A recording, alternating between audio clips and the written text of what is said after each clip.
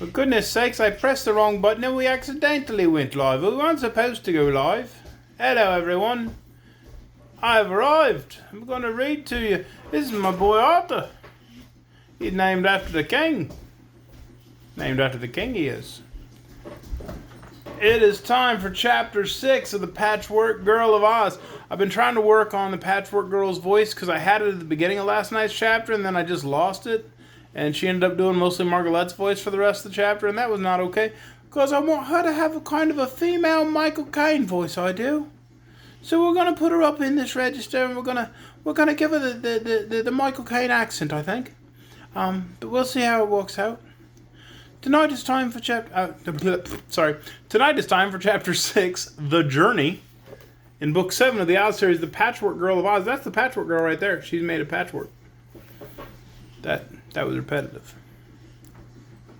If you recall last night, Ojo and the Patchwork Girl and the Glass Cat set out on a journey to get a bunch of ingredients for a potion for Dr. Pip to make something that will bring Unc Dunky and Margaret back to life because they are frozen from the petrification powder thing. And he doesn't want to spend another 6 years with them frozen while he makes more powder of life. So that was last night, and tonight they are on their journey, hence the title of chapter 6, The Journey. They're on a journey. They are a right journey. It's going to be spectacular. It's going to be bangers and mash. I'm very excited. All right. Ojo had never traveled before, and so he only knew that the path down the mountainside had led into the open Munchkin country, where large numbers of people dwelt.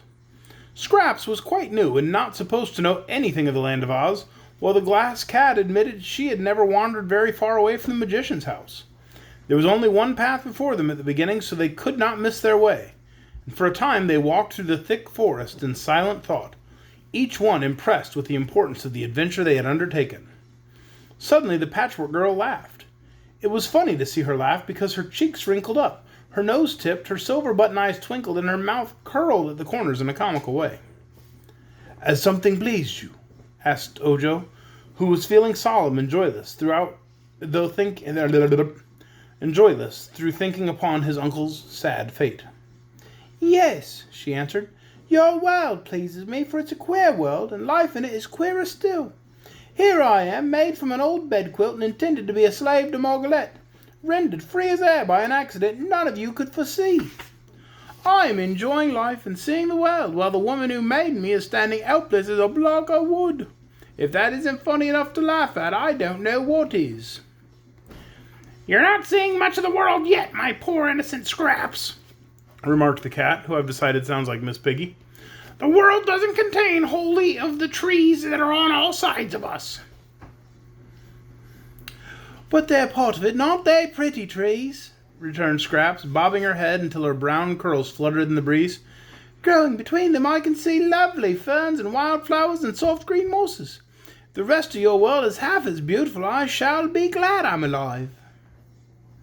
"Well, I don't know what the rest of the world is like, I'm sure," said the cat, "but I mean to find out." "I have never been outside the forest," Ojo added, "but to me the trees are gloomy and sad, and the wildflowers seem lonesome. It must be nicer where there are no trees, and there is room for lots of people to live together." "Well, I wonder if any of the people we shall meet will be as splendid as I am," said the Patchwork Girl. "All I've seen so far are pale, colourless skins and clothes as blue as the country they live in. Well, I am of many gorgeous colours, face and body and clothes.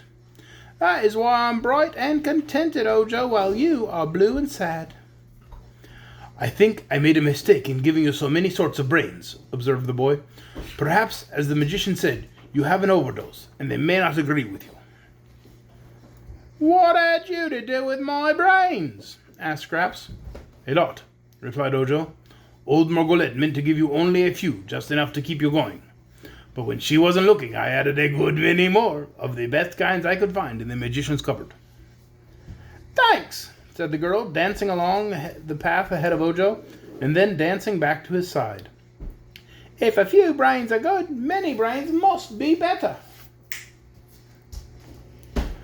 "But they ought to be evenly balanced," said the boy, "and I had no time to be careful. From the way you're acting, I guess the dose was badly mixed." Scraps hadn't Scraps hasn't enough brains to hurt her, so don't worry, remarked the cat, which was trotting along in a very dainty and graceful manner. The only brains worth considering are mine, which are pink. You can see them work. Hold on one moment. What is going on that we're fighting over there? She's not letting me out. She's not letting me put my feet on that, but it's too fuzzy. You can't all three share it? My children don't know how to share? My munchkins don't know how to share. That's a shame, because the munchkins in Land of Oz are excellent sharers. Okay. Kick the ottoman over towards the TV. Nobody gets to use it. Okay? If you can't share it, nobody gets it. Okay? Congratulations. You guys ruined it for everyone. Sorry. Sometimes I have to be a parent. I'd much rather just be a reader who reads Oz books. But no, sometimes I gotta be a parent. Blah. You can see 'em work, said the glass cat. After walking a long time, they came to a little brook that trickled across the path, and here Ojo sat down to rest and eat something from his basket. He found that the magician had given him part of a loaf of bread and a slice of cheese. He broke off some of the bread and was surprised to find the loaf just as large as it was before. It was the same way with the cheese. However much he broke off from the slice, it remained exactly the same size. Ah, said he, nodding wisely. That's magic. Dr. Pipt has enchanted the bread and the cheese, so it will last me all through my journey, however much I eat. Why do you put those things into your mouth? Asked Scraps, gazing at him in astonishment. Do you need more stuffing? Why don't you use cotton, such as I am stuffed with? I don't need that kind, said Ojo. But a mouth is to talk with, isn't it? It is also to eat with, replied the boy. If I don't put food into my mouth and eat it, I would get hungry and starve. I didn't know that, she said. Give me some. Ojo handed her a bit of bread and she put it in her mouth. What next? She asked. What next? She asked, scarcely able to speak. Chew it and swallow it, said the boy. Scraps tried that. Her pearl teeth were unable to chew the bread, and beyond her mouth there was no opening. Being unable to swallow, she threw away the bread and laughed. I must get hungry and starve, for I can't eat, she said. Neither can I, announced the cat. But I'm not fool enough to try. Can't you understand that you and I are superior people and not made like these poor humans? Why should I understand that or anything else? Asked the girl. Don't bother my head asking conundrums. I beg of you, but just let me discover myself in my own way. With this, she began amusing herself by leaping across the brook and back again. Be careful, or you'll fall into the water, warned Ojo. Never mind. You'd better. If you get wet, you'll be soggy and can't walk. Your colors might run, too, he said. Don't my colors run whenever I run? She asked. Not in the way I mean. If they get wet, the reds and greens and yellows and purples of your patches might run into each other and become just a blur. No color at all, you know. Then, said the Patchwork Girl, I'll be careful. For if I spoiled my splendid colors, I would cease to be beautiful. Pah! Sneered the Glass Cat. Such colors are not beautiful. They're ugly and in bad taste. Please notice that my body has no color at all. Transparent except for my exquisite red heart and my lovely pink brains. You can see them work. Which is the only thing that cat says. Shoo, shoo, shoo, cried Scraps, dancing around and laughing. And your horrid green eyes, Miss Bungle. You can't see your eyes, but we can, and I notice you're very proud of what little color you have. Shoo, Miss Bungle, shoo, shoo, shoo. If you were all colors and many colors I am, you'd be too stuck up for anything. She leaped over the cat and back again, and this startled Bungle crept close to a tree to escape her. This made Scraps laugh more heartily than ever, and she said, Whoop-de-doodle-doo, the cat has lost a shoe. Her tootsie's bad, but she don't care, so what's the odds to you? Dear me, Ojo, said the cat. Don't you think this creature's a little bit crazy? It may be, he answered with a puzzled look. If she continues her insults, I'll scratch off her suspender-button eyes, declared the cat. Don't quarrel, please, pleaded the boy, rising to resume the journey. "Let us be good comrades and as happy and cheerful as possible, for we are likely to meet with plenty of trouble on our way." It was nearly sundown when they came to the edge of the forest and saw spread out before them a delightful landscape. There were broad blue fields stretching for miles over the valley, which was dotted everywhere with pretty blue-domed houses, none of which, however, was very near to the place where they stood. Just at the point where the path left of the forest stood a tiny house with leaves from all the trees, and before this stood a munchkin man with an axe in his hand. Sorry.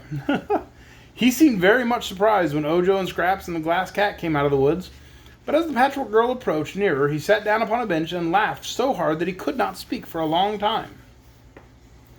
This man was a wood chopper and lived all alone in the little house. He had bushy blue whiskers and merry blue eyes, and his blue clothes were quite old and worn. "Marry me!" Not marry me. "Mercy me!" exclaimed the woodchopper when at last he could stop laughing. Who would think such a funny harlequin lived in the land of Oz? Where are you from, Crazy Quilt?" "Do you mean me?" asked the Patchwork Girl. "Of course," he replied. "You misjudge my ancestry. I'm not a Crazy Quilt. I'm Patchwork." "There's no difference," he replied, beginning to laugh again. "When my old grandmother sews such things together, she calls it a Crazy Quilt. But I never thought such a jumble could come to life." "It was the magic powder that did it," explained Ojo. "Oh, then you've come from the crooked magician on the mountain. I might have known it, I declare, here's a glass cat, but the magician will get in trouble for this. It's against the law for anyone to work magic except Glinda the Good and the Royal Wizard of Oz. If you people or things or grass spectacles or crazy quilts, whatever you are, go near the Emerald City, you'll be arrested." "Well, we're going there anyhow," declared Scraps, sitting upon the bench and swinging her stuffed legs.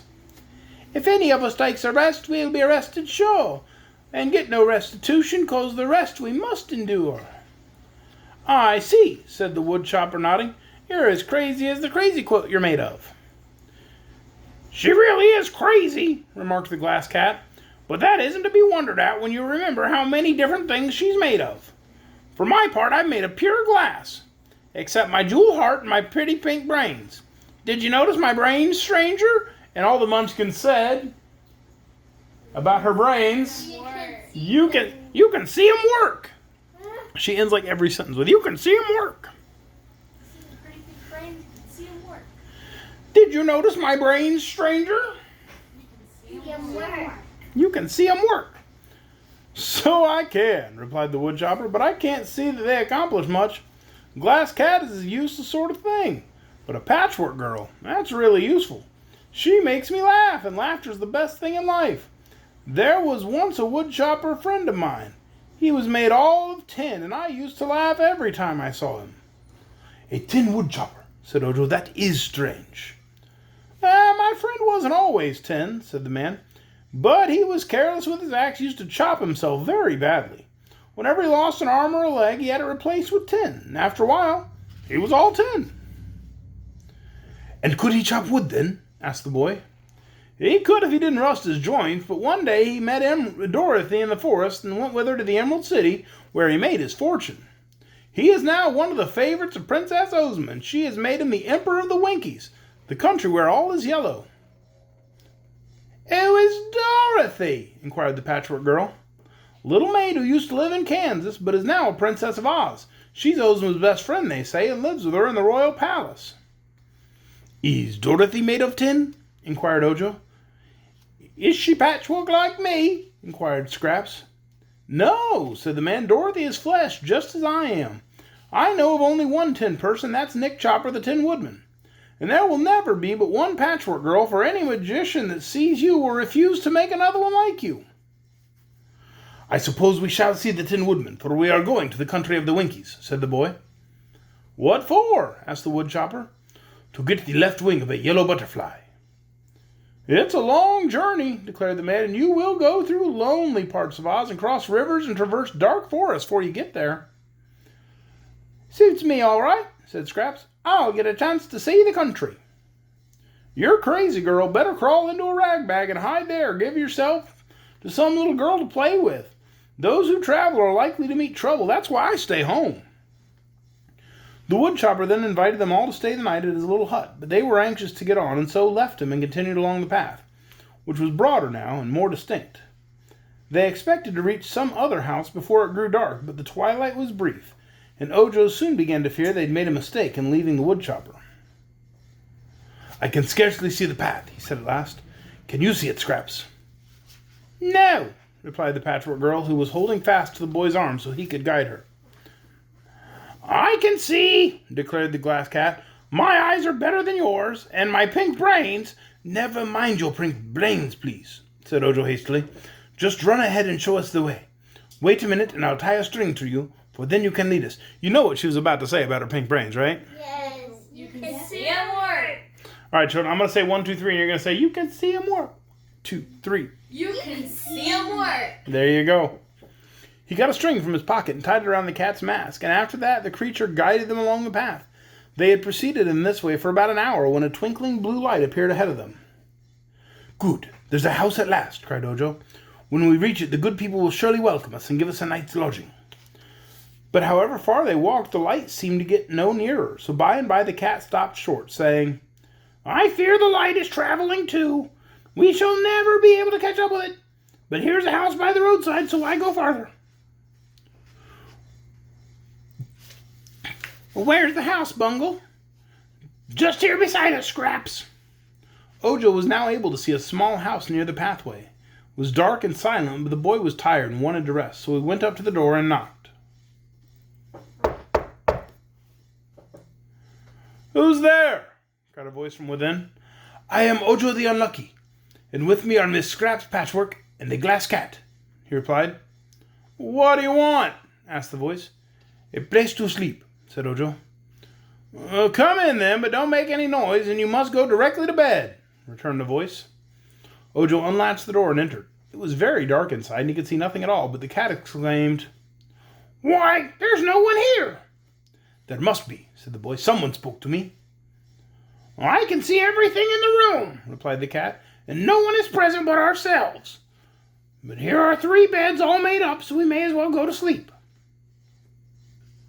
"What sleep?" inquired the Patchwork Girl. "It's what you do when you go to bed," said Ojo. "But why do you go to bed?" persisted the Patchwork Girl. Here, you're making altogether too much noise," said the voice they had heard before. "Keep quiet, strangers, and go to bed." The cat, which could see in the dark, looked sharply around for the owner of the voice, but could discover no one, although the voice had seemed close behind them. She arched her back a little and seemed afraid. Then she whispered to Ojo, "Come," and led him to a bed. With his hands, the boy felt of the bed and found it was big and soft, with feather pillows and plenty of blankets. So he took off his shoes and hat and crept into the bed. Then the cat led Scraps to another bed, and the Patchwork Girl was puzzled to know what to do with it. "Lie down and keep quiet," whispered the cat warningly. "Can't I sing?" asked Scraps. "No." "Can't I whistle?" asked Scraps. "No." "Can't I dance till morning if I want to?" asked Scraps. "You must keep quiet," said the cat in a soft voice. "I don't want to," replied the Patchwork Girl, speaking as loudly as usual. "What right do you have to order me around if I want to talk or yell or whistle?" Before she could say anything more, an unseen hand seized her firmly, threw her out of the door, which closed behind her with a sharp slam. She found herself bumping and rolling in the road, and when she got up, tried to open the door of the house again, she found it locked. "What has happened to Scraps?" asked Ojo. "Never mind, let's go to sleep or something will happen to us," answered the Glass Cat. So Ojo snuggled down in his bed and fell asleep, and he was so tired that he never wakened until broad daylight. So apparently Ojo's just fine with his friend getting tossed out in the street. I got a problem. All right. And that is the end of Chapter 6, The Journey. Tomorrow night we'll begin Chapter 7, The Troublesome Phonograph. We'll find out together what that's all about. Tomorrow night, 8 o'clock, Facebook Live. See you then. Bye.